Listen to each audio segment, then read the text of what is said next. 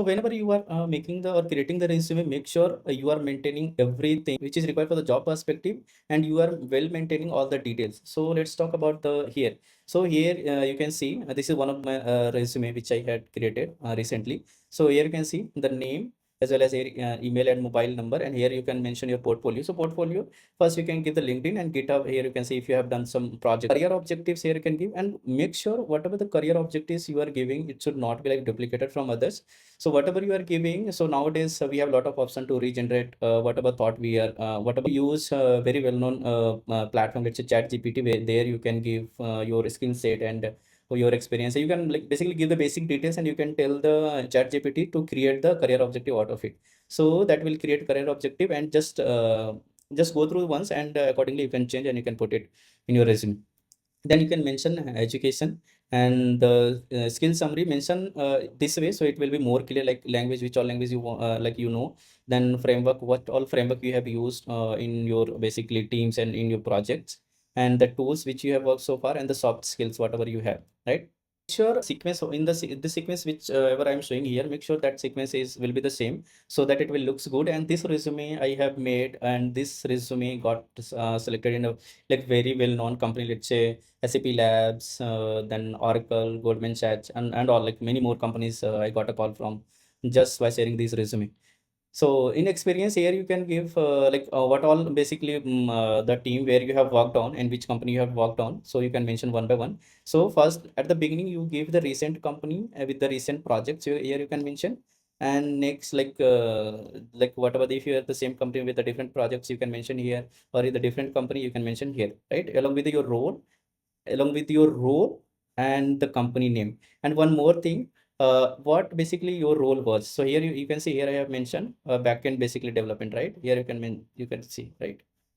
Here you can see backend developer. So this will basically will be the more clear to for the recruiter, right? So here you have added experience, and at the end, and honors and award. You can add the like honors and award if you have anything. This is the standard format. Make sure the resume should be one page and clear and crystal, whatever you are mentioning. It should not be like two phase, three phase. And you are like better you do not add on all the unnecessary details. Add only those details which is very useful in perspective of the company job post. So let me show you the ITS score of this resume, which I have made recently. So here is the one website. Upload my resume.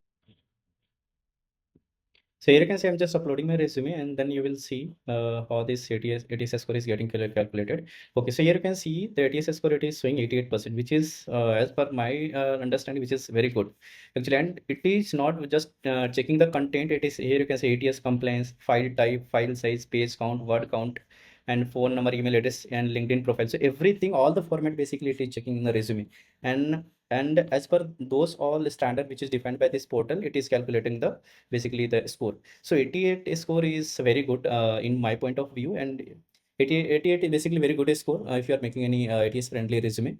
So make sure you're creating the resume, and your ATS score of your resume is above 80%. And one more thing I would like to mention here, while making your resume, keep in mind whatever the job post you are applying for, according to that, that resume should be precisely basically maintained.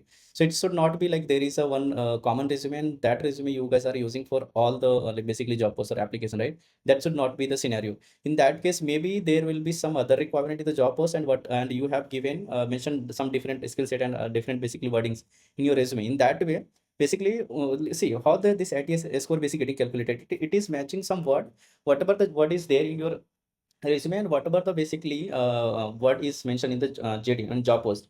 And there is few format which is given to the which is defined for the standard resume as well, right? So basically they will compare a lot of things, wordings, and the text and the skills which is mentioned in the job post, and based on that it will create basically ATS score, right? And if it and that is not up to the mark whatever they are looking for, then definitely your application will not get shortlisted, and you will not get the call, right? So make a resume in that way, maximum match with the JD.